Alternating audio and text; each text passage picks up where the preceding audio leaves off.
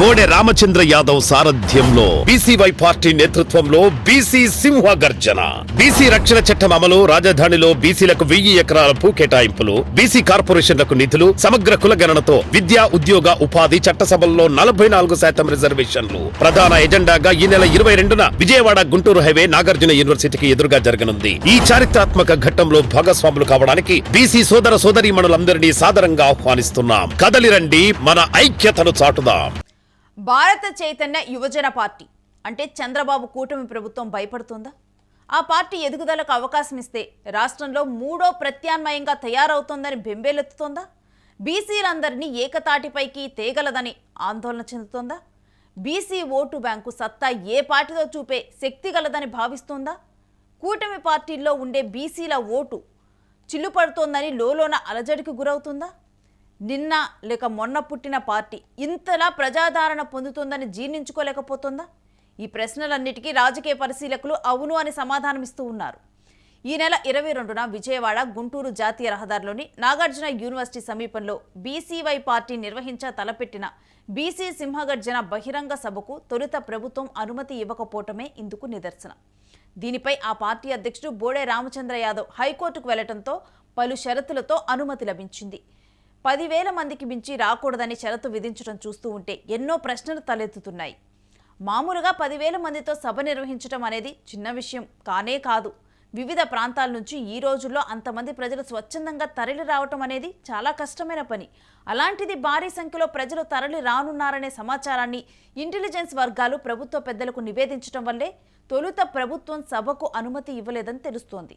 ప్రభుత్వం ఇలా కోర్టు ద్వారా కట్టడి చేయకుండా ఉంటే ఖచ్చితంగా అత్యంత భారీ సంఖ్యలో రావడానికి ప్రజలు ఉద్యుక్తులయ్యేవారని విశ్లేషకులు చెబుతున్నారు.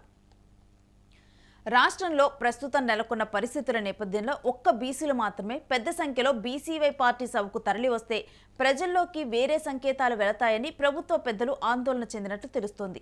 వాస్తవానికి దేశానికి స్వాతంత్రం సిద్ధించినప్పటి నుంచి ప్రధాన పార్టీలన్నీ బీసీలను ఓట్ల కోసం ఉపయోగించుకోవటం తప్పించి వారికి ప్రధాన పదవులు కట్టబెట్టిన పాపాన పోలేదు. బీసీ కులాల మధ్య ఐక్యత లేకుండా ఎప్పటికప్పుడు కుటిల కుల రాజకీయాలు చేస్తూ ఇన్నాళ్లు నెట్టుకొచ్చారు. ఇప్పుడిప్పుడే ఈ విషయాన్ని బీసీలు గమనించారు. అయితే తమకు దారి చూపే నేత కోసం ఇన్నాళ్లు ఎదురు చూశారు. ఆ నేత బోడే రామచంద్ర యాదవ్ రూపంలో ప్రజల్లోకి చొచ్చుకు రావడంతో ఇప్పుడిప్పుడే బీసీలు ఐక్యతా రాగం ఆలపించడానికి సిద్ధమైపోతున్నారు. బోడే రామచంద్ర యాదవ్ నేతృత్వంలోని బీసీవై పార్టీ నిత్యం ప్రజా సమస్యలపై పోరాటం చేస్తూ దినదిన అభివృద్ధి చెందుతుందనేది నిర్వివాదాంశం. ఎవరికి అర్థమవుతుంది తెలుగు? రిపీట్. బోడే రామచంద్ర యాదవ్ నేతృత్వంలోని బీసీవై పార్టీ నిత్యం ప్రజా సమస్యలపై పోరాటం చేస్తూ దినదిన అభివృద్ధి చెందుతుందనేది నిర్వివాదాంశం. అన్ని వర్గాల ప్రజల సమస్యలను భుజానికెత్తుకొని కేసులను వెరవకం ముందుకు తీసుకువెళ్తోందనే విషయం అందరికీ తెలిసిందే. ప్రజా సమస్యలపై చిత్తశుద్ధితో ఎప్పటికప్పుడు స్పందిస్తూ ప్రశ్నిస్తూ పోరాడుతూ రామచంద్ర యాదవ్ అసలు సిస్సులైన నాయకుడుగా గుర్తింపు తెచ్చుకున్నారు.